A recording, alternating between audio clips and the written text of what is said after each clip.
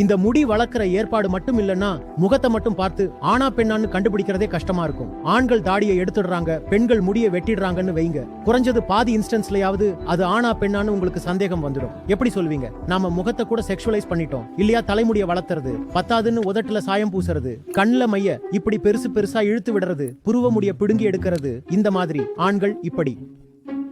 எந்த விதத்திலையும் ஏமாந்துடக்கூடாது, கன்ஃபியூஷன் வந்துடக்கூடாது. வித்தியாசமே இல்லாத இடத்துலயும் வலுக்கட்டாயமா வித்தியாசத்தை கொண்டு வரீங்க.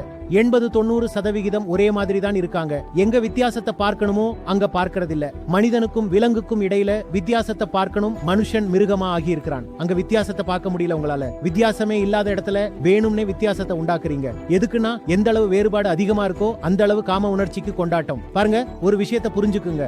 உங்களை நான் சொல்றீங்கல்ல, உங்களுக்கும் ஒரு பெண்ணோட உடல் கிடைச்சிருந்தா நீங்களும் ஏறக்குறைய ஒரு பெண் எப்படி நடந்துக்குவாளோ அப்படிதான் நடந்துக்குவீங்க.